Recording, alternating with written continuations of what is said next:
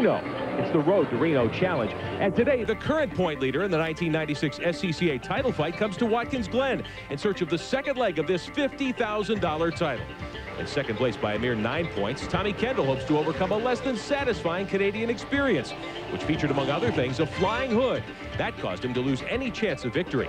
He finished 8th overall and gave up the point lead to Schrader. Jamie Gallus, now third in the championship hunt, ran well in Quebec until Kendall got a little too close in corner 9, sending the 2-car, the Camaro, out of the lead pack. That incident resulted in black flags for both competitors. It led to Jamie's 7th place finish. But at least the motor problems that have plagued his team all season long didn't make the trip north. Starting from the front row, Scott Sharp looked like the man to beat through the first portion of the race. The number 33 Camaro seemed to effortlessly carry its pilot over the most historic temporary circuit in North America, until a miscue out of turn 5 gave eventual winner Ron Fellows the opening he needed to make the winning pass. Fellows, resting in a disappointing 5th spot in the point chase, dominated the race from that moment on, leaving the rest to fight over the scraps. His win, though, came on the heels of the announcement that Chevrolet would no longer be directly involved in the Trans Am Series, and that his team, the factory-backed American Equipment Racing, would probably be reconfigured for 1997. Talk about a pick-me-up. All that, of course, was then. This is now. Now means that for the 22nd time in its storied 30-year tradition, the most prestigious stock-bodied racing series in American road racing moves to arguably the nation's most traditional road course, Watkins Glen International in upstate New York, for the running of the Serengeti Eyewear Trans Am Classic.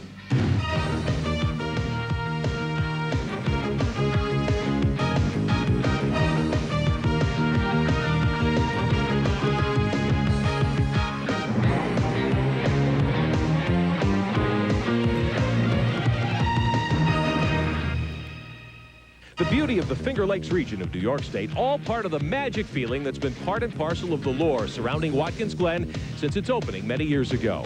This is a place accustomed to sleights of hand, and you can rest assured every Trans Am team here will be pulling every one of their tricks out of the bag, hoping to score a win here today. We're overlooking beautiful Seneca Lake, on the shores of which lies the village of Watkins Glen, where once upon a time they raced through the streets. Now, though, all the action is up on the hill at Watkins Glen International. Hi, everybody. I'm Rick Benjamin. Welcome to our coverage of Round 11 of the 1996 SCCA Trans Am Championship. Just 4 races to go in this season. Those in contention for the King's Crown know this is going to be a do-or-die, get-out-of-the-way, no-holds-barred battle. As my colleagues David Hobbs and pit reporter Derek Daly found out, those still with title hopes know that it's a time to try every trick they have. The 1996 season got off to a tremendous start for Ron Fellows down at St. Petersburg in Florida, but since then he just had one thing after another go wrong, and the season did not pan out how it was supposed to at all. But last week in Trois-Rivières, everything really clicked into place, Ron. It was a great win. It must have been very satisfying on a number of counts. Well, for sure. You know, we've struggled a little bit, and the K-Tech guys have taken a lot of heat, but we had a tremendous package under the hood. I can't thank them enough. You know, we've got a bit of momentum, you know, I feel. Minneapolis, we were strong and finished second, and a win at Three Rivers. I'm very confident here at Watkins Glen. We won here the last couple of years, and the car handles terrifically well here. So I'm optimistic we can keep this streak going. Well, ironically, of course, your new streak of success came just when Chevrolet announced they're pulling out of your team. What about 1997 when Ron Fellows? I don't know yet. We haven't really had a chance yet to talk to the people at Sunoco and Eyewear and see what they want to do for 97. It's happened right in the string where we've got 3 races, so we'll just have to wait and see. Well, that's what Ron Fellows says. If he's saying, he's not telling. Here's more from Derek. David, lots of last-minute preparations as they fit the onboard camera here to Scott Sharp's Chevrolet Camaro. Now, Scott Sharp is a 2-time Trans Am champion. But, Scott, it's fair to say this season's been a little bit of a struggle, but it almost all came right last week in Canada. Well, it really did, Derek. I think we've really been gaining some momentum. The crews worked so hard. We really started doing well, I think, at Minneapolis. Got the combination right, and last weekend to lead, and then we had to finish 3rd because of a tire selection problem. But we've been gaining some momentum, and we're excited to finish out the season. Now, your record at Watkins Glen is exceptional. Lots of poles. You won twice. What does this track require? Is it a special style that suits you? Well, I grew up here, and it's one of my favorites. I've always seemed to do pretty well. It's a track that requires a lot of momentum. At the same time, it's very abrasive, and you have to conserve the tires a bit. With 10 laps to go, I think whoever has the most tire grip left is who's going to win the race. David, perhaps his hometown track may yield his first win of this season. Modern race cars are terribly computerized. They depend on the computer, and of course they have a lot of data acquisition. And here we see Jamie Gallus deep in conversation with his computer guru, Buddy Fay. Now, Jamie, last week we heard the news that Chevrolet might pull out of Trans Am in your team. How's this going to affect Jamie Gallus? Doesn't affect me too much. I've got my plans all set for next year, and we're gonna make an announcement next week about that. So it's unfortunate for the team, but I'm sure Buzz will bounce back and come up with something, and I'm sure it'll be the right thing to do for him.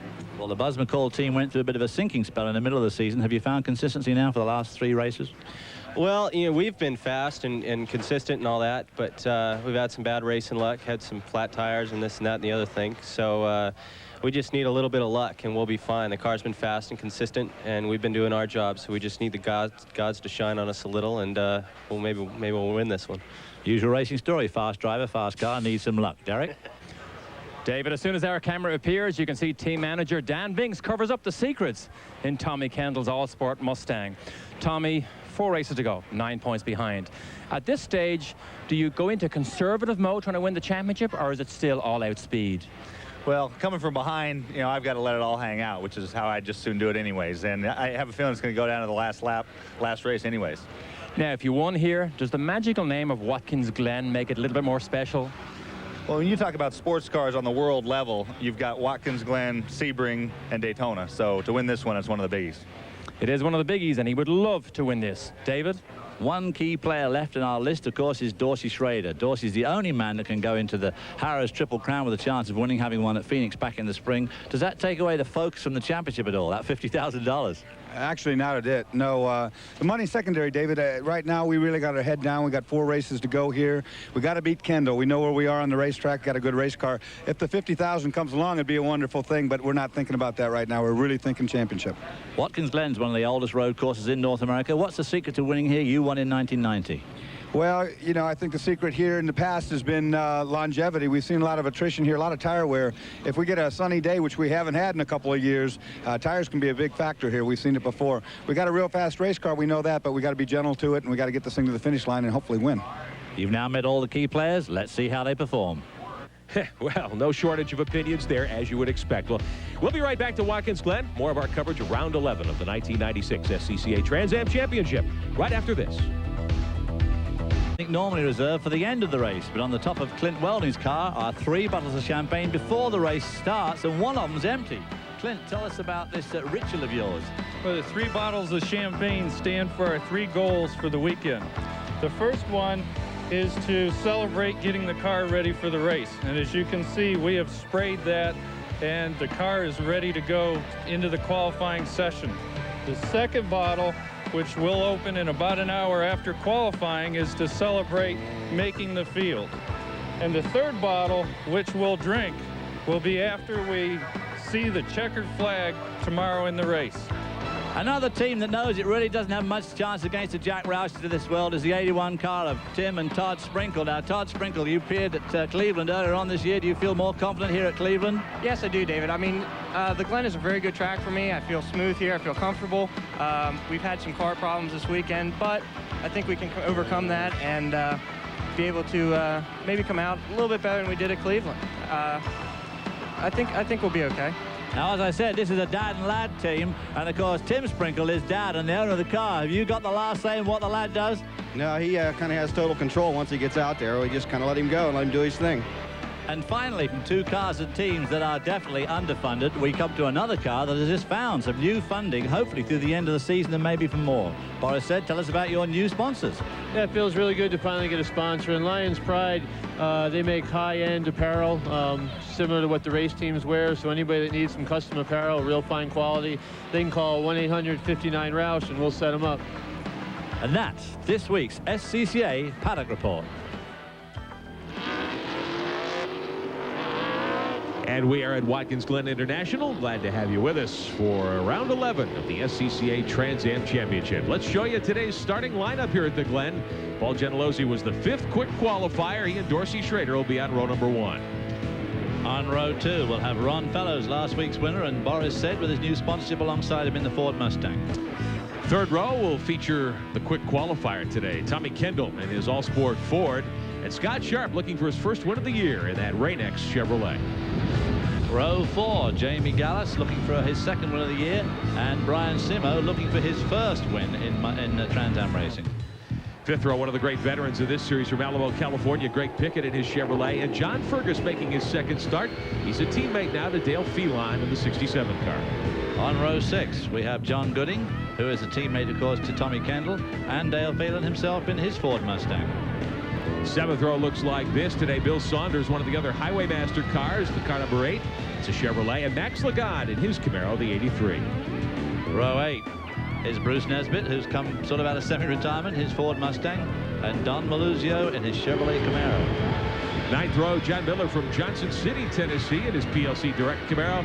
Kenny Butt from Florida, the 96 car for the Hamilton Safe Chevrolet. Row 10 is R.J. Valentine, also a stalwart of Trans Am racing, and Bob Ruman in his Chevrolet Camaro, lying second in the rookie points this year. 11th row featuring Bill Eagle from Tampa, Florida, the Promotion Chevrolet, the 17, and Craig Schaefer from Canada in car number 39. Row 12, Charles Webster in a Chevrolet Corvette, one of the few Corvettes, and Dominic Toto in an Oldsmobile, the only Oldsmobile in the field. 13th row looks like this today. Todd Sprinkle, we met him a moment ago in the Chevrolet, and Wayne Pluta in one of the 2 Oldsmobiles today, car number 57. There you see Frank Chiappettini in the Chevrolet Camaro, and John Halbing also in a Camaro, taking up row 14. 15th row, we got a big entry list here this weekend. Ted Sullivan in car number 21, and Clint Welding making his first Trans Am start, the 49 car. Row 16, Chet Williams in the Chevrolet Camaro, and Kerry Hitt in a Corvette. So a very, very big field here this afternoon, and I think traffic's going to play a big part as a result of that. A lot of cars out there, 32 cars out there. There's going to be a lot of traffic for the leaders to weave through. 42 laps, 100 miles of Trans Am racing coming your way. The Serengeti Eyewear Trans Am about to take the green here at Watkins Glen. We'll be back to bring you the start after this. The Serengeti Eyewear Trans Am Championship today. Good to have you with us. Rick Benjamin, David Hobbs, Derek Daly. Field behind the pace car looking for a green. Nice day here. It has cleared off. Very cool for this time of the year in August. 68 degrees. Light winds about 10 miles an hour. And we've got partly cloudy skies. And David, the heat not a factor today, so everyone going on those hard tires. What will that mean to these drivers? Well, it's still a pretty high-speed circuit, this, so they're going to generate a lot of their own heat, although there's not much atmospheric heat to help them this afternoon. There we see Dorsey Schrader starting on the front row. That's going to be a really good place for Dorsey to start today's race. He's got the point lead at this moment. Scott Sharp looking for his first win of the year. A little bit further back in the field, we take a look behind the 33 car, then up on the roof. And he's a driver who is very, very hungry for a victory as the field comes to turn 10. We ought to be seeing a green here momentarily. Great to have you with us today. Sam Posey couldn't be with us this weekend. We'll welcome him back shortly to our coverage of the Trans Am Series. Pace car is in. Glad to have you with us. And here we go. Dorsey Schrader brings him to the line, gets the drop on Gentilozzi as they funnel toward turn 1. Turn 1, a very, very sharp right-hander here. There's going to be a lot of sorting out position here. Dorsey Schrader just hold on to the lead from Gentilozzi. Went right down the inside there. Gentilozzi nearly snagged that position. There you see Tommy Kendall, the fastest qualifier, pulling in front now of Scott Sharp. Sharp starting in the 6th spot today. Schrader is your leader in the blue and white car. Gentilozzi is second. Right behind him, Boris Said moving up into 3rd spot. Field funneling up the hill and toward the S's on lap number 1 as we ride along with Sharp. This, of course, is the fastest part of this racetrack, up to about 155 miles an hour as they come into the loop. It's a right, left, long left, then another right exit out of it. Obviously, this last corner they're going into now, that used to be the corner at the end of that straight, but it got a bit too fast for modern-day racing, and that's where, of course, Tommy Kendall had a huge crash a few years ago, but they all file through the loop. No accidents. Dorsey Schrader putting a lot of daylight between himself now and Paul Gentilozzi in the Chevrolet. Boris Said got a good start. He was starting 4th today. Got the drop on Ronnie Fellows, the 2-time defending winner of this race at Watkins Glen. So Said now up to 3rd, kicking Fellows back to 4th as they hit the turn 8-9 section of the racetrack. Good battle up onto the main straightaway. Everyone behind Schrader. Boris Said, with his new sponsorship, of course, was very quick in practice and in qualifying. And trying to get around Paul Gentilozzi now, and Ron Fellows right behind them there in that beautiful Sunoco car. There's Tommy Kendall in the 11 car, back in 5th, the green and black car. On board now with Scott Sharp. The S's here, boy, these are blindingly fast corners. This rising left-hand sweeper here, cars up to almost full speed as they finally exit this right-hand sweeper out onto the straight. As you can see, just a slightly uphill straight, but still very, very fast because of such a fast entry speed. Good battle for second, third, fourth, and fifth. Gentilozzi in the red and black car, the Highway Master 5. He is second. Set is third in the white Mustang there. Fellows fourth in the 3. Right behind him, Kendall is fifth in the 11. Kendall 3 times a winner this year. Second in the series points, trying to get up and give Schrader a run for it in the late stages of the season. And of course, one of the guys who's got around, Ron Fellows, a 2-time winner this year. And Ron hasn't had the year. Oh, up to the S's now. Kendall going down the inside of Fellows. No, can't quite do it. And there, Boris said sneaks by Gentilozzi. Gentilozzi loses momentum, and Ron Fellows sneaks by as well. Kendall trying to get in there as well. Couple of moves around Gentilozzi. So Gentilozzi back to fourth as they come to the main straightaway under the Winston Cup Bridge and up onto the main chute. Schrader with about a 12-car length lead down into turn 1 now, but Boris said with a good move up to second spot. Tommy Kendall going down the inside of Gentilozzi. Can he put? Oh, no. And that, of course, slowed Kendall up, so that's given Scott Sharp here in the car that we're on board now a chance to come to grips with Tommy Kendall. So Tommy Kendall getting left out in the cold here. Dorsey Schrader, meanwhile, enjoying all this battling for position behind him because he's got a clear track in front of him, and he's not having to hold anybody off, so he's moving out. Fellows, meantime, getting right up on the back deck lid of Boris Sed's Mustang. Looks like Fellows could be mounting a challenge for second here as they come to the inner loop. Schrader still your leader. Whoa, Ron Fellows, boy, oh boy, what a great slide there. But the danger of that, of course, is that's how you make your tires go away. Although with the hard compound Goodyears, they should be okay, but they won't take too much that sort of abuse. He lost a lot of distance on Boris Sed there as they come out of turn 5 and start down the short straightaway. Gentilozzi back a little further now in 4th spot. Scott Sharp still 6th. We go topside with the 33 car trying to catch up to Kendall. Now Kendall is going to have to really work out here, use his gray matter here to try and get around Paul Gentilozzi. Paul Gentilozzi in the Camaro there, very quick. He gets right underneath him coming out of that turn 10, but the Camaro is a bit quicker down this front straightaway, so he's lost some of that momentum. And look at Scott Sharp right down the inside now of Tommy Kendall. Good battling up through there. Gentilozzi trying to get back and around Fellows, and he does. So Gentilozzi reclaims one spot. Here's Sharp going by Fellows as well. So Ron Fellows off speed apparently there. Oh no, Ron Fellows has got a problem again. His star-crossed year strikes by the look of things. I don't think he just missed a shift. It looks like he's running way off the pace. Sure does. We take a look out the backside of Scott Sharp's automobile now. Sharp and Kendall now up to 5th and 6th. As we take a look back to see where Fellows is, he's dropped back dramatically now up through the inner loop. We're coming toward turn 5 as we ride with Sharp. So Tommy Kendall, who was working so assiduously there on Paul Gentilozzi, while he was doing that, lost some control and let Scott Sharp get through. Let's go down to the pits and Derek Daly. Derek. Indeed, here with Dan Biggs, team manager for Boris Sed. Is this a Ford racetrack? We see 2 of them running away at the moment. Well, it is a Ford racetrack, but the Fords are doing good right now. We'll just see how it unfolds. The fact that Boris had to miss a race, does that give him a bit of an inconsistency in his season? Well, I don't think it does that. I think, you know, we had a little trouble finding a sponsor. We got a sponsor now, so we're going to finish the rest of the year with Boris. We're just looking to do the rest of the races.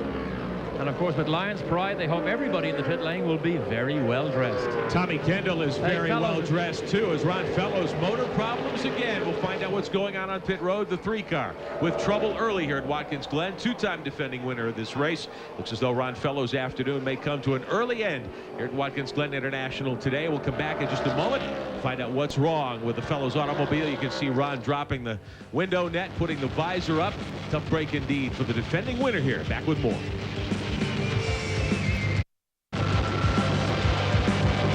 Derek Daly. Sam Posey couldn't be with us today, but he's here in spirit, I'm sure. Scott Sharp up the backstretch in the Rain-X car. There are your 2 leaders. Dorsey Schrader into the inner loop with Boris Sed right behind him. Gentilozzi has come back nicely to 3rd. Kendall is 4th. Sharp is 5th. Jamie Gallis is 6th. And Ron Fellows apparently out of the hunt here this afternoon. We'll find out more about his situation in just a moment from Derek Daly. Meantime, we ride with Sharp around turn 5, one of the faster parts of this racetrack at Watkins Glen. Well, Scott Sharp had got around Tommy Kendall while Tommy Kendall was trying to get around Paul Gentilozzi, and Kendall will be pretty keen. Whoa, there's Ron Fellows not looking happy at all, throwing down the glove. I can understand his frustrations. It's been an incredibly frustrating year, and it's hard to explain to anybody just how a driver feels, because you put so much effort into these things, and if the car lets you down, it's not like a high jumper or an athlete or a golfer. I mean, if you miss the hole in golf, it's you can't blame anybody else. If the car quits, it's just tough to take sometimes. 2 leaders, Schrader still in front in the 12th car, the Ray Bestis Mustang, over Sed in the 14, up through the S's and coming up the hill, catching the back markers already. Now we're into a lot of traffic, and here we are only on about lap 6, and already we're in traffic as we look once again at Ron Fellows. Derek Daly on pit road. Ron, I know it's a difficult time. The season started so well, but this is hard to take, isn't it? Well, it just hasn't stopped, Derek.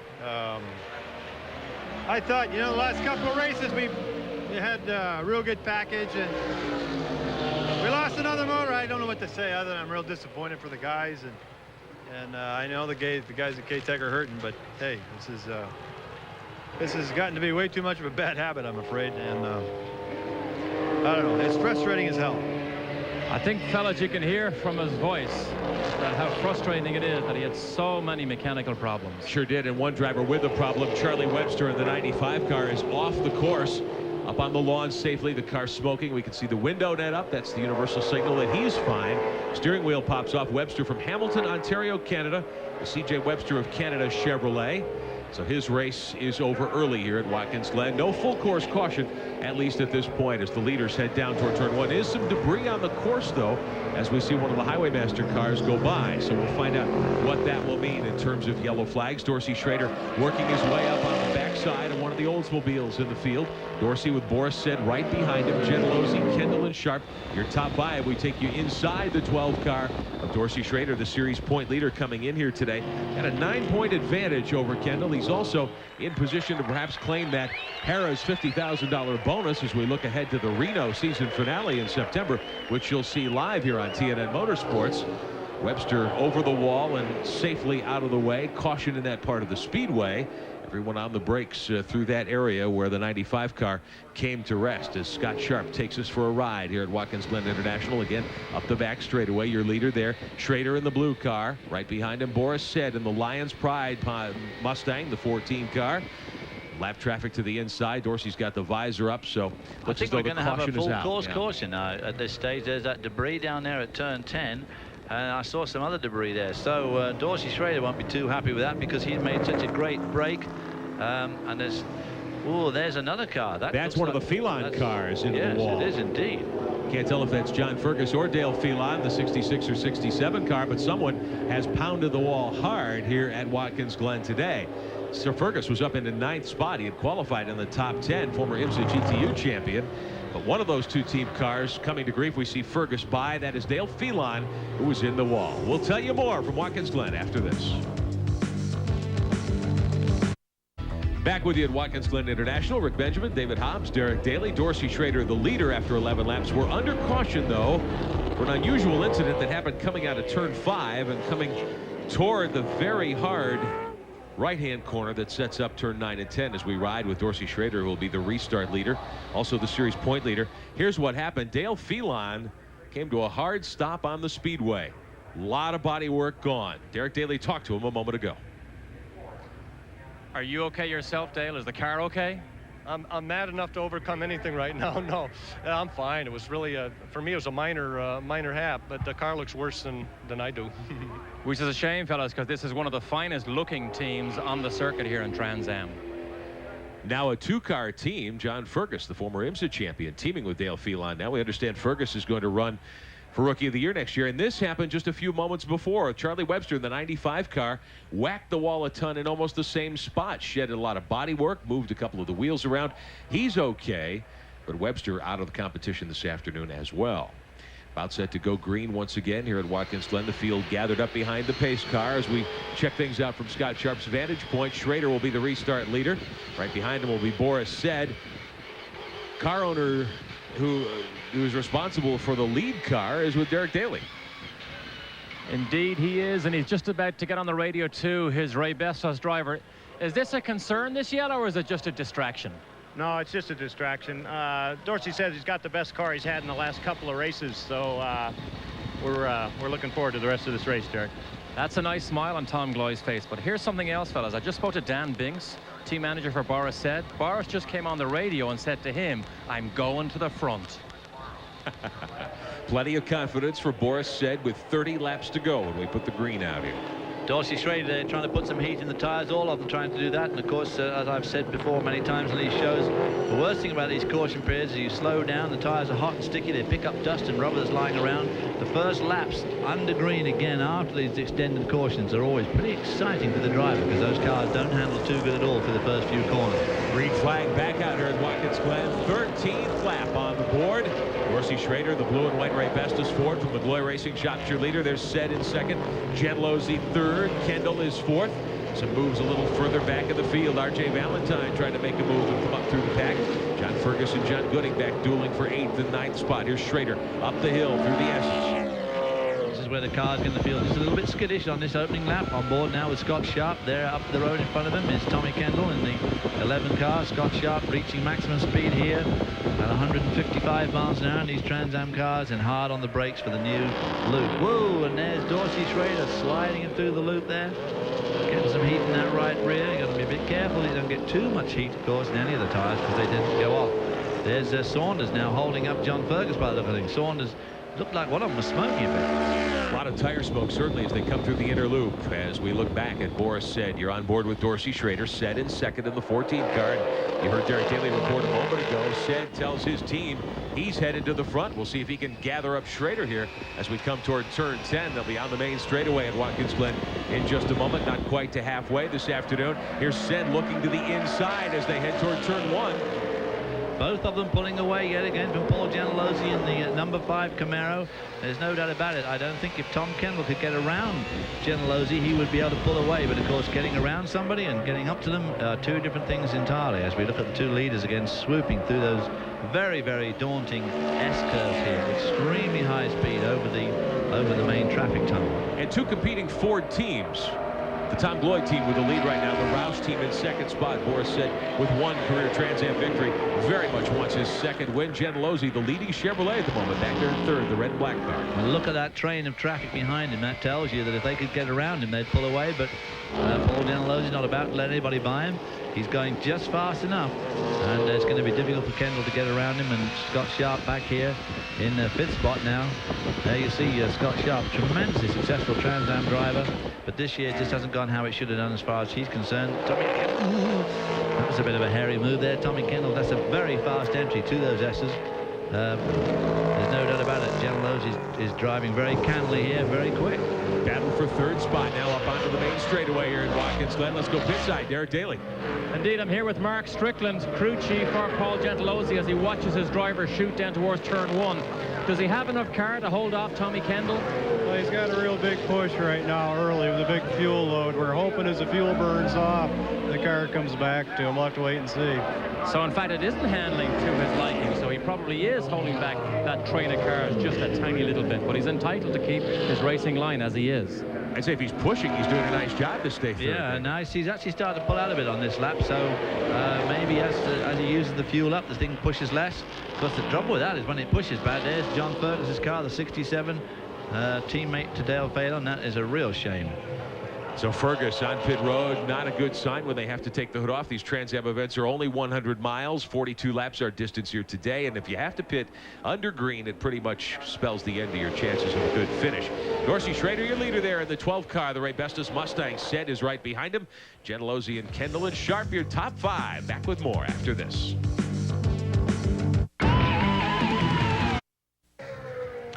Welcome back to Watkins Glen International. Rick Benjamin with David Hobbs, Derek Daly, the SCCA Trans Am Championship, the 11th of 14 races in the season. Beautiful afternoon for competition here at Watkins Glen. Boris Said is giving Dorsey Schrader everything he wants at the moment as they come to the backstretch. He's giving Dorsey Schrader a lot more than he wants. But Boris having a great race here this afternoon. Got his new sponsorship there, and there's Paul Gentilozzi. The battle for third here is tremendous. Real freight train backing up behind now. Scott Sharp, any one of these guys. Boris. Boris Said there trying to get away that lead. Down, loses a little bit of ground now. It's a long downhill right-hand swoop. All of them using every inch of road there. Coming up to the S's, very fast approach. Difficult area to overtake right here.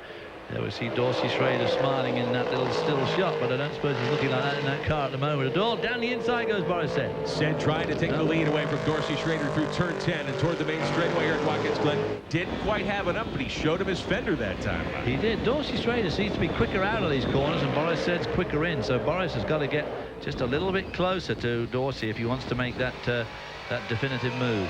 17 laps complete, not quite to halfway. Is Dorsey in a situation where he might run the tires off the car if he has to? Well, both of them driving at this sort of speed could easily do that. Meanwhile, of course, the others running behind Gentilozzi at a slightly less speed may have some tires left at the end. Because obviously if Genelosi's car is pushing, his front tires are in extreme danger of going away unless that push starts to go away and help him out. Kendall in the all-sport car running fourth behind Genelosi. The Highway Master Chevrolet is third. There's Kendall right behind him. Jamie Gallus up to fifth for American Equipment Racing. His teammate Fellows, who'd won the last 2 events here at Watkins Glen, out of the race early. Jamie Gallus got around Scott Sharp on that lap. So Jamie Gallus is setting up in hot pursuit now of Tommy Kendall. So maybe Scott Sharp's got there. That looks like, is that Greg Pickett or R.J. Valentine? I believe that might be Valentine's car. We'll check as he comes around. Kendall with 14 career Trans Am victories for the Roush Racing team, trying to move by Genelosi for third now as they come again toward the main straightaway here in Watkins Glen. Crucial corner to do well there, because Rick, if you can come off there really well, get down this front straightaway, you've got a bit of a chance of overtaking going into turn 1, which is really your best shot in the whole lap. But not close enough to pull it off that time. And look at Jamie Gallus in the 2 car catching up with our battling duo for that 3rd spot. So now we've got 3 cars you can cover with a blanket for 3rd spot. And that car we saw off the pace a little while ago looked like one of the Pickett cars, either the 6 or the 7, but it's Frank Ciappatini from Morristown, New Jersey in the 47, who was off the pace and on pit road. We'll try to find out what's happened to his automobile. Scott Sharp, meantime, up the backstretch as we take a look at Ciappatini's car with the yellow and black paint job, the Chevrolet, and making one of his few Trans Am starts. Meantime, the leader's on some lap traffic now through turn 5 through the carousel area here at Watkins Glen. Dorsey Schrader still holds the point. Difficult for everybody, that lap traffic, because they're running a good bit slower than our 2 leaders.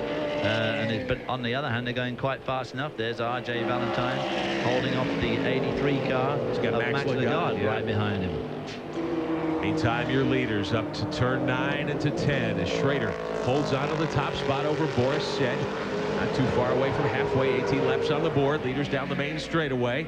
Right behind, you can see the red car there, Genelosi, the Highway Master Chevrolet, Kendall, and here's Gallus taking a look to the inside. Scott Sharp back there in 6. Derek Daly, how's this race starting to play out on pit road? A couple of quick updates, Rick. Scott Sharp says his car is awesome. Now remember, he said the last 10 laps of this race is where it all changes because the track surface is so abrasive, and he is superb at the end of these races. Also, quick update on Jamie Gallus. He got a lucky break into that yellow. The window net fell off and hit him a smack on the helmet, and under yellow he was able to put it back up himself. Otherwise he may have had to make a pit stop. Wow. Good break indeed for Gallus, who has taken over 5th spot here at Watkins Glen. One lapped car in the mix as the leaders hit turn 5. Here's Genelosi to the inside of the 57. There's Gallus. A victory in Long Beach earlier this year really kind of put him on the way in the Trans Am Series. His career may take a turn here in the next several days. He's pretty much indicated he will not be back in the AER stable next year. We're not sure what he's going to do. He says a statement's going to be made this week as to what his future plans are. His Dan Rick, of course, a kart IndyCar owner, and whether he moves into IndyCar competition or some other form of open wheel competition, we'll have to wait and see. We'll let you know when we get to Dallas in a couple of weeks. Meantime, leaders going by another one of the back markers down the main straightaway toward turn 1. On board again with Dorsey Schrader looking out the back towards Boris Said in the number 14 car, the white car with their new livery from Pride of Lion. And so he's really driving well this afternoon, which obviously is great for the new sponsor. There's Boris in 2nd spot. David, you've run here many, many times in the past. It's gotten kind of windy this afternoon. Is Watkins Glen a track where the wind can be a factor? Not at this speed. It's got to be a lot windier than this. But no, by and large, these big Trans Am cars aren't affected by much. Now, if you have a real severe crosswind, it can be a bit of a problem sometimes. And obviously, a headwind can either slow you down or speed you up a little bit. But it's not a real problem. Like, whoa, there's Paul Genelosi starting to slide at the back now. So maybe he is running the tires off his car. Tommy Kendall trying to get by Genelosi to race for 3rd out of turn 5 down the short straightaway.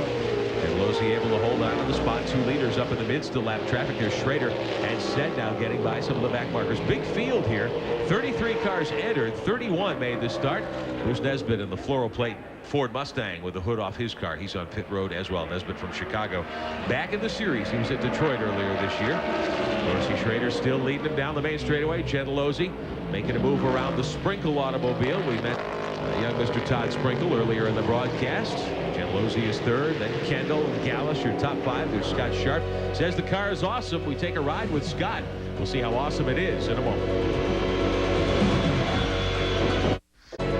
Welcome back to Watkins Glen as we take a look at Seneca Lake. The village of Watkins Glen on the shores of the lake. Been an unusual weather weekend. Very warm earlier. It's cooled off. A lot of rain here Thursday and Friday, and a little bit today. But the track is cleaned off nicely, and the skies are pretty much clear. And Dorsey Schrader is enjoying the New York State sunshine and hospitality in the lead as we come to halfway. 21 laps complete. Schrader and Boris Said running 1 and 2. Gentilozzi back in the Chevrolet behind him in 3rd spot. Dorsey at the moment really hasn't had much to worry about here in the early going. No, as you said, of course, tire maintenance is the key in Trans Am racing. And Dorsey looking like he's sliding a bit there. There's the 39 car there. That's Craig Schaefer. He was running pretty well, too. That's a shame. So he spun and lost some places there at the loop at the end of the straight. Obviously overbroke going in, overbraked going in there, spun around. Back, no damage by the look of things.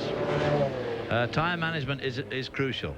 And of course, we've still got another 20 laps to go, so a lot of time for these tires to go away. Take a look at what happened here a moment ago. R.J. Valentine in the yellow and black Pennzoil Chevrolet. And the 99 car looks like right behind the 39 of Craig Schaefer. I'm sorry, getting crossed up into the inner loop.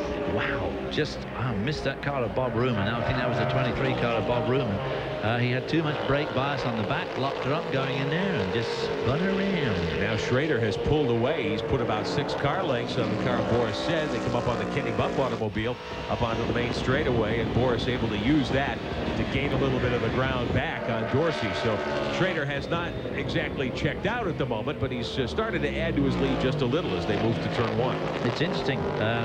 Gentilozzi, his crew chief said that the car they were hoping the car was going to come back to him, and it seems to be so. He is actually catching up with that duo dicing for the lead. He's making ground on both Dorsey Schrader and Boris Said. Kendall is sort of shadowing him, but actually lost ground a bit, and Jamie Gallis has lost most of the ground. So it looks like Paul Gentilozzi is in fact picking up the speed here. Let's find out more on pit road. Derek Daly.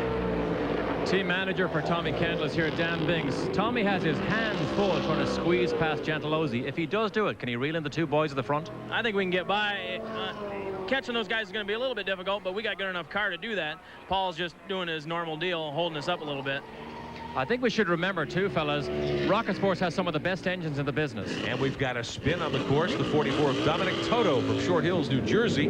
Now Maluzio climbing on the brakes there in the 31 car. Toto gets pointed in the right direction. He did a 360. Not in Kansas anymore, obviously. He's pointed correctly. And what a place to spin. I can't believe it. This is those S's up. Oh, when he gets tagged. Wow. Could be Bill Saunders there, who leaned on the 44 car a little on the way by. Wow, and look at this. He doesn't hit anything. Boy, there's a boy whose heart is really pounding now. I'll tell you what, mine's pounding looking at it. That could have been bad. He could have carried him back and forth between the guardrails there, kept it off both fences nicely, and got the car in low gear and back away again. So we take a ride once more with leader Dorsey Schrader. Schrader in the 12 car out in front. Boris Said, you're looking back at the 2nd place car, the 14 of Said, as they move by another lapped automobile. Boris up onto the backstretch. Sort of took a look to the outside. They're now to the inside, into the inner loop. Here's Boris. He's got it. They make contact. Oh, big contact, but he got him. Boris up and over the curb. He's decided it's time to go to the front, and Said now is the leader. Wow, there's a good car control there. I mean, Said's car was up in the air. He's on severe opposite lock, but look how they have slipped back into the grip now of the 2 pursuing cars. That really lost them some serious time there. Here they are coming. They just passed the track. He gets on the inside. Wow. Dorsey tries to shut the door. It's too late because Boris is well and truly in there, and somehow Dorsey Schrader climbs up. Boris Said climbs all over that curve, and look at this man now. Gentilozzi right behind Dorsey Schrader. 25 laps complete as they come by. 17 to go, and a new leader. Boris Said is out in front in the 14 car out of the Rouse shops, the Lion's Pride apparel car. Schrader second. Here's Kendall with a move inside on Gentilozzi, and the door gets closed. Kendall can't get 3rd spot away with a lapped car in the way, so it's Said now, and Schrader the top 2, Gentilozzi and Kendall. Derek Daly, what's going on? Tom Gloy is here. Tom, do we have an uphill battle at the start? I really don't know, Derek. I can't really see anything other than what's here. It sounded like that was a pretty close maneuver. I really don't like to see that during the middle of a championship battle. But remember what he said earlier. He still believes this is one of the best handling cars he's had. So let's see, can he fight back? I would think the Schrader's got a little bit left, but he has to be a little unhappy with the way Boris Said climbed by him in the inner loop. Well, It was a bit of 6 of 1.5 dozen. I mean, there's no doubt about it. Boris said was buying. Yeah. Most of the car was by Dorsey, and Dorsey tried to shut the door on him, but it was just a little bit too late. And now we're going to get a real clear out down here into the S's because we've got some lap traffic in front. This could well make some major shuffling here in positions. Look at Gentilozzi right there.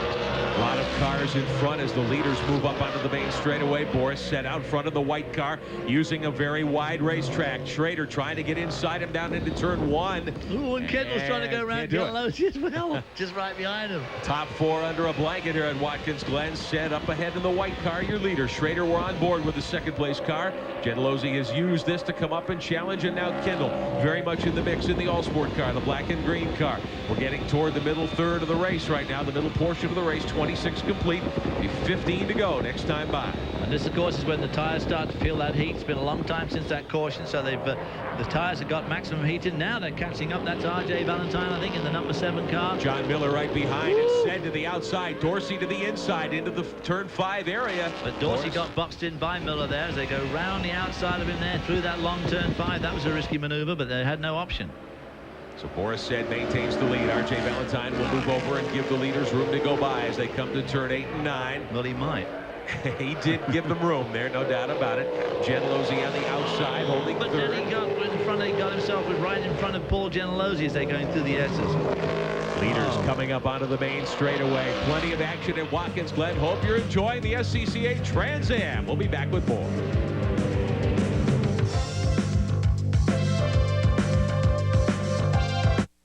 Back at Watkins Glen International. Good to have you with us today for the Trans Am. Boris Said in the 14, the white car, your leader.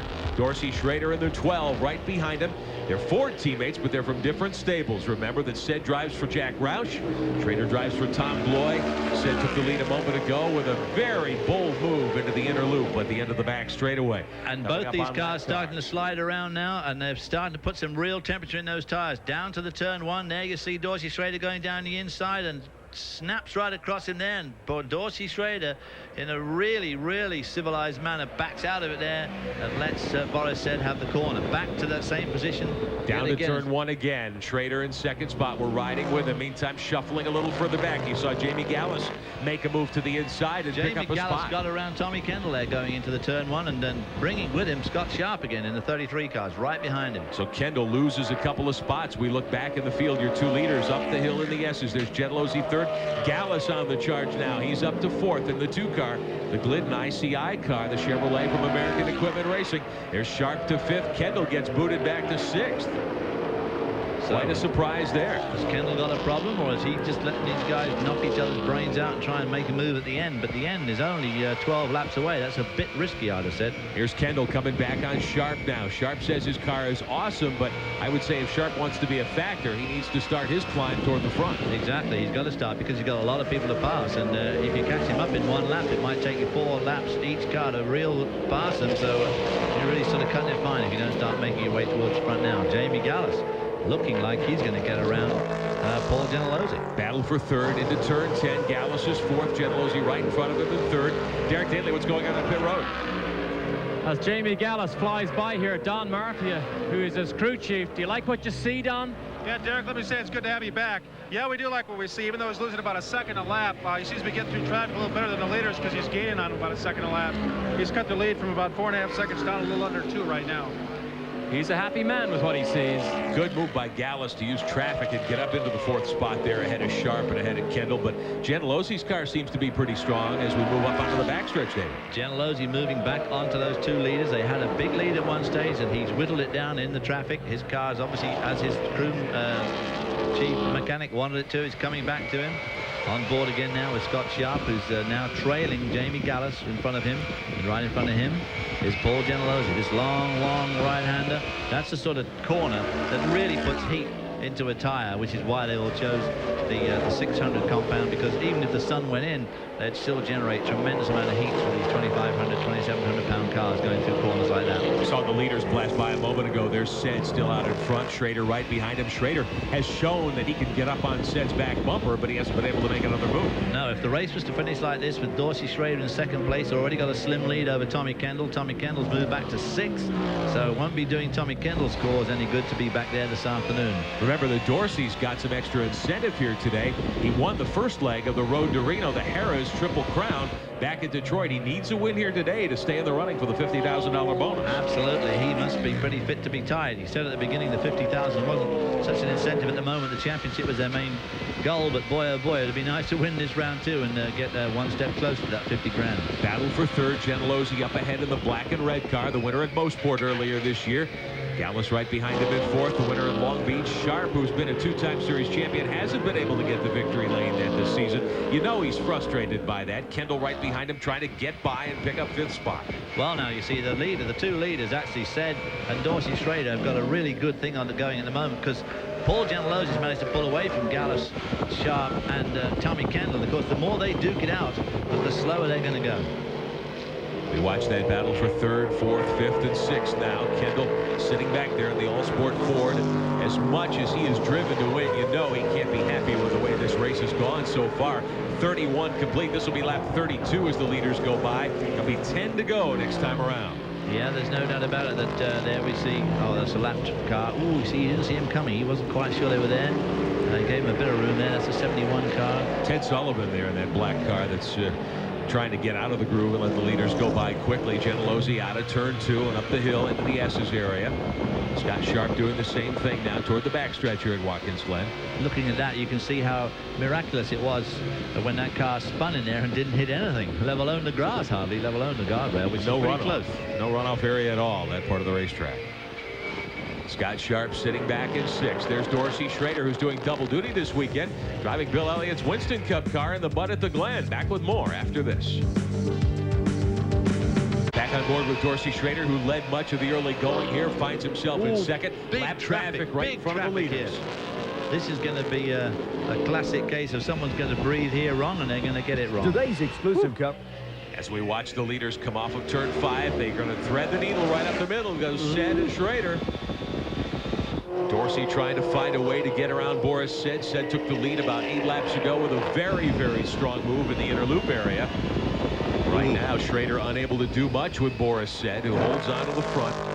Boris had to miss last week's race at Trois-Rivières in Canada because he didn't have funding for the car, no sponsorship. Here he goes. Here goes Dorsey Schrader down the inside. He's got him this time. There's no way he can't get this corner. Drag race to turn 1. Schrader with a quick move out of 10 makes the pass and takes the lead back with 9 laps to go here at Watkins Glen. So Dorsey Schrader regains the lead for the second time this afternoon. And more traffic as they come to the S's. This is not a place to get balked. If he has to lift out here behind the 83 car, he's going to lose a lot of momentum. Here you see them coming down that front straightaway. Gets a good early move out of the slipstream of Boris Said in the 14 car. Gets well and truly on the inside. There's absolutely nothing Boris Said can do about it. Good pass there by Dorsey Schrader. 33 laps complete, 9 remaining, and Schrader has this one back under control. Here's another look at it out of turn 10 under the Winston Bridge here at Watkins Glen. Got a good jump at him. That was the quick thing. Move low. He got a good classic. Came off the corner well. It's so important. Everybody thinks you've got to outbrake people going. Look at this. Jamie Gallus and Gentilozzi have crashed hard. Wow. They are into the tire barrier. I would think that might be at the end of turn 5, at the end of the back straightaway. We'll see if we can show you what happened. The window net down on Gallus's car. They have crashed hard. Uh-oh. We'll see if that's Gentilozzi trying to get the car refired. That would be... He's got it refired. He's trying to get it moved. It's jammed in those tires at the moment. A full course caution is out.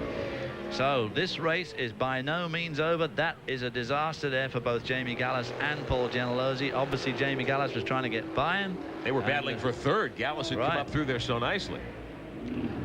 Jamie Gallus getting the car unhooked, and we'll show you what happened. This is off the inner loop. There's Gentilozzi with a lap car in front of him. To the outside, he gets turned by the lap car. Gallus collects him here. Look at this. No. And they go sliding off the course together. Gentilozzi trying to get on the clutch and the brakes, keep the car running. They go. Look at this trail coming out of the back of Jamie Gallus's car. So I said going into this race, the traffic was going to play a major part in this race, and I could just know it. There's just so many cars out there and a big gap in speed, so it's just always a recipe for absolute disaster. It is Gentilozzi's car. You saw them both trying to get unhooked and refired, but as David pointed out, fluid leaking from one of the two cars and pouring out the back of Gallus's car. So there's Mark very dejected. That was a real good run by Genealosi, but he tried to go around the outside of that back marker, and there just wasn't room, and the back marker squeezed him out. Because that's the problem when they're being lapped. I mean, they're looking in the mirror and they see cars coming in from all directions. Paul saying, sorry it happened, nobody's fault, just a racing incident. Genealosi trying to get around the lapped car on the outside as they came out of the inner loop and out of turn 5. Let's take a look from Scott Sharp's automobile. This is just coming into the inner loop, the first right-hand corner. You can see up ahead what's going to happen out of turn 5. There go the 2 cars off the course and heading for the tire barrier. The 73, one of the lap cars. It wasn't the 73 car. He was trying to go around the black car. Oh, here it is. He was one of the 2 Oldsmobiles, I believe. Oh, the guy, you see, the guy looked in the mirror, saw Jamie Gallus, and didn't even know that Genealosi was already on the outside because he turned right into him. So wild action here at Watkins Glen this afternoon. Genealosi and Gallus out of the hunt this afternoon. With 8 laps to go, they take a hard crash into the tire barrier outside the carousel here at Watkins Glen. Tommy Kendall knows that spot very well. As Scott Sharp will give us one more look off the roof of his car. Real-time action here into the inner loop. And through the left-hand corner and back up onto the racetrack, the main part of the course at Watkins Glen. Well, everybody on the binders here. There you see the 2 cars going off course, locked together. Oh dear, oh dear, oh dear. A lot of damage done, so there's going to be we're going to be down here for 2 or 3 laps, I imagine, while they pick these 2 cars up. I would think so. Genealosi solidly in 3rd, thinking he could get up and challenge at one point a little earlier in the race. He was right up behind the 2 leaders. He was running about a couple of seconds back at one stage, 3 or 4 seconds back, and then he gradually moved in the traffic, so he started to pick up ground. Well, but then of course he was struggling to hold Jamie Gallus off. So really good race. I mean, the Trans Am races this year have been absolutely extraordinary. They really have been really closely fought. And there's the racer and Paul Genealosi getting a screwdriver to help the safety crew get the hood off the car so they can hook to it and get it on the racetrack, get it off the racetrack, get it towed off safely. Dorsey Schrader, once again the race leader, led the early going. Boris Sedge shouldered his way by in that same part of the course going into the inner loop. One of the wildest moves we've seen this year in the Trans Am, and Dorsey was able to get the lead back a few laps ago. We got an interesting situation too now. That means that Tommy Kendall must have been elevated to 3rd position, so he's right behind Boris Sedge, who is in theory his teammate. And of course the championship points now are going to be vital, and if Dorsey Schrader should win this race, Tommy Kendall is certainly going to want to come 2nd. Are they going to sacrifice Boris Sedge? I don't know. It's going to be difficult for the team to make a decision here. Only 3 races to go after Watkins Glen this weekend. Derek Daly on pit road. Okay, so we have 3 Fords in the lead and we have 1 Chevrolet. Can Scott Sharp beat these Fords? I don't know, but remember at the top of the show he said the last 10 laps tells a lot here. Well, this is his timesheet from just 2 laps earlier. He did 1 minute 11.9, which is the fastest lap of the race so far. So Scott Sharp, who said his car was awesome earlier, may be about to give us some fireworks here. And of course he's going to be right with the leaders after this caution flag, but one of the rationales behind his 10 laps, of course, was the fact that the tires would all start to go off. This caution period coming with just a few laps to go, everybody's tires are going to be back.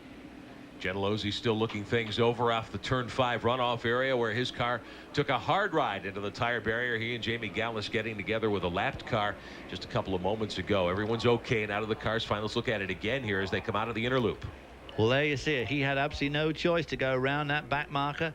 The guy didn't see him coming, looked in the mirror, suddenly saw Jamie Gallus and moved over even further to the left, not knowing that Paul Genealosi was already out there. Genealosi gets onto the curb, lost control. The car started to spin around, and of course, who would he collect? But poor old Jamie Gallus is right there, so both of them out. And it was just one of those traffic incidents where there's just no way to read it right, and it's very difficult too for the lapped cars to know exactly where to put themselves when guys are racing as furiously as these people are for a position on the track. As you pointed out, though, Kendall and Sharp really benefit from this. They'll restart hugely. 3rd and 4th here when we get ready to go green. Derek Daly.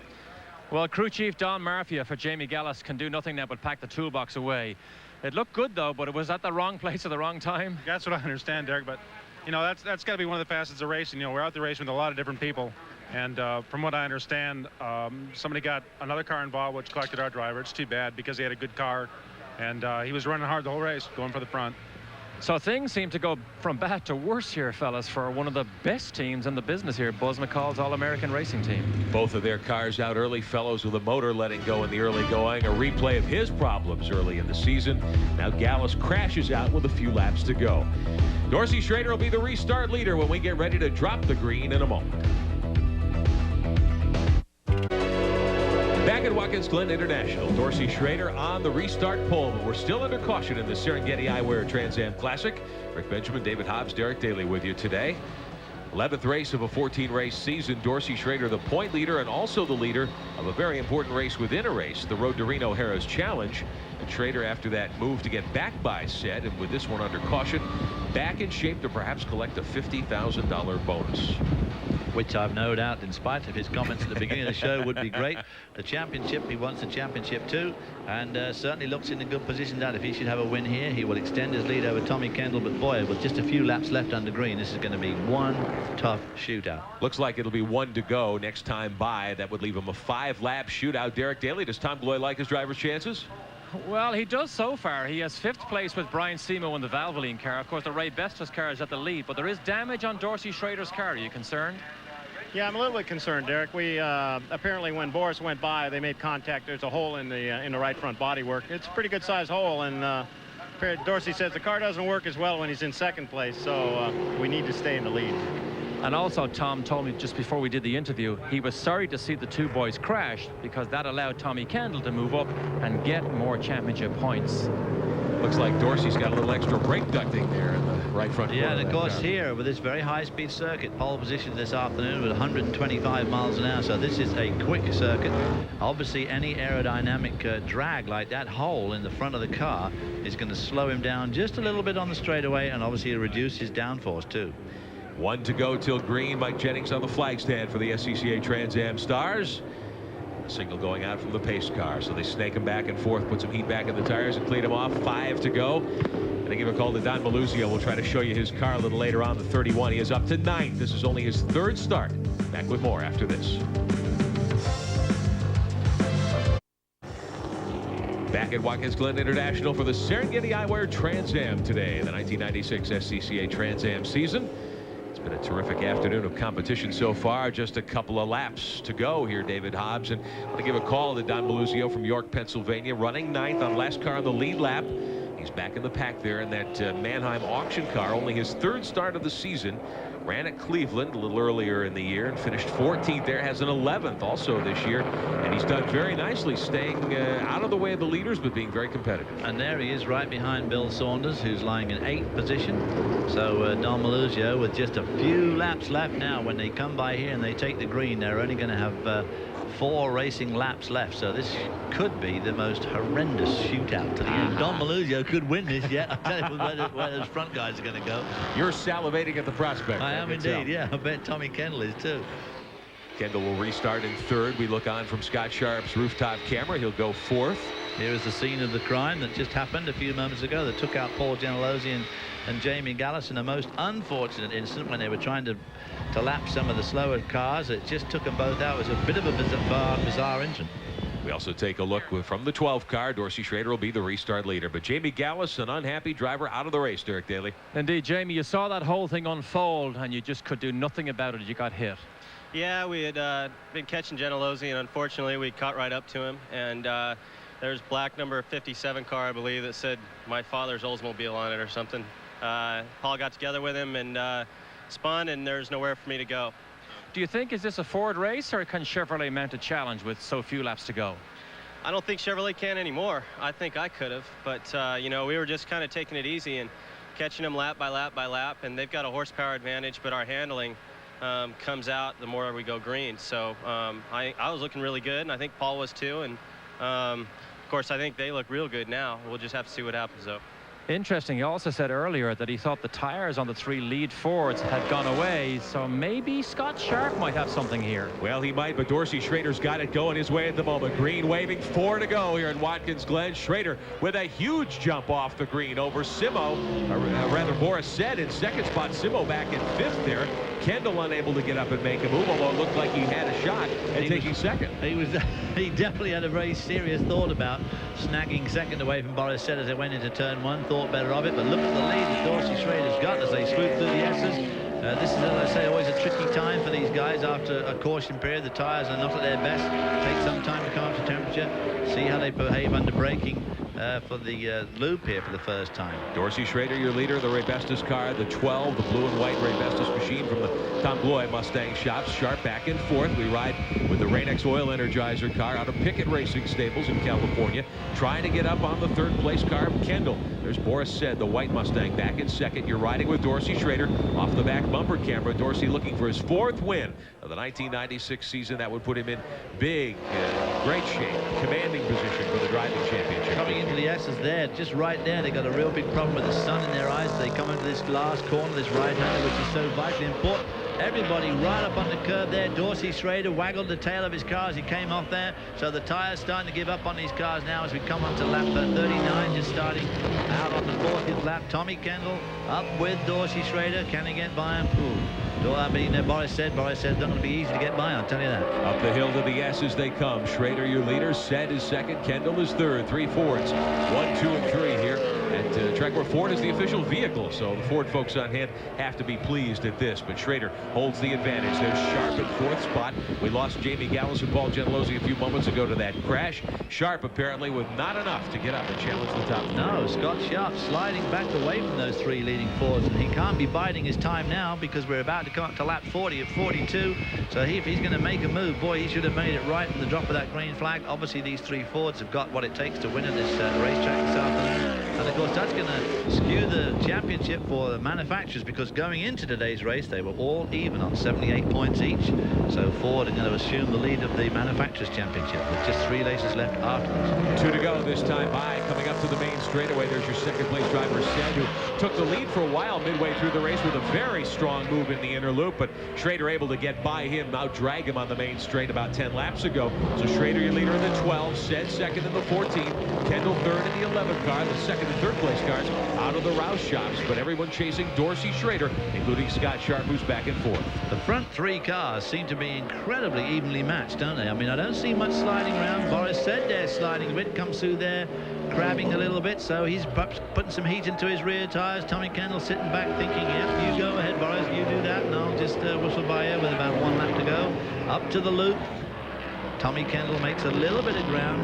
Dorsey Schrader now starting to slide around. At this point, really, if the tires go off, tough luck, because they're going to be awfully hard to be passed. Scott Sharp again seems to be just not quite able to match the pace of the 3 leading Fords. Sharp, the co-champion of the Indy Racing League's first season, looking ahead to next week, which starts the 2nd IRL here at New Hampshire International, when he's driving Greg J. Foyt once again. Good battle for 5th here. Ryan Simo and the Rain-X car, the car of Greg Pickett, battling for 5th. Pickett, a guy we usually see several times in the course of the afternoon. This is our first look at the number 6 automobile, the Rain-X Chevrolet, but a good outing for both Simo and Pickett as they get the white flag. 1 to go for the leaders. Here's Boris Said down into turn 1, taking a look inside last time around here at Watkins Glen this afternoon. Greg Pickett, incidentally, in his 138th start of Trans Am competition, 15 wins and 69 top 5 positions. So he needs to get around Simo if he wants to maintain or make that 70 top 5s.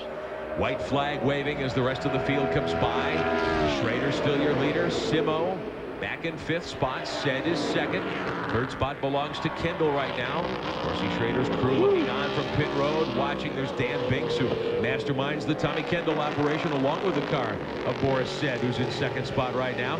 Through the carousel one final time. Short straightaway to come to turns 8, 9, and 10 here at Watkins Glen. Well, Boris Said obviously no team orders here to let Tommy Kendall through to get those vital points. So Dorsey Schrader will extend his points lead. Kendall makes one last look inside on Boris Said, but he doesn't have enough. Lap car coming up. Dorsey Schrader stretches the lead, and Dorsey will come to the stripe. Dorsey Schrader, the winner today of the Serengeti Eyewear Trans Am. Tommy Kendall. Kendall made a move on Boris Said to take 2nd spot as they came to the stripe. So Tommy Kendall gets 2nd spot, and he loses a little bit of ground to Schrader in the Drivers' Championship, but stays in contention. We'll be back to talk to the winner and some of those who ran well here today at Watkins Glen in just a moment. Welcome back to the celebrations here at Watkins Glen. Dorsey, that was almost as good as it gets again. I tell you, Derek, I've never seen such good racing like this Trans Am season this year. It's nip and tuck. Boris is a real good friend of mine. I mean, I tell you what, we ran awful hard. We bumped and banged and pushed. It was fun. That was truly a fun race. I got to tell you, all year long, it's been great. That indeed, and of course, he extends his lead in that championship.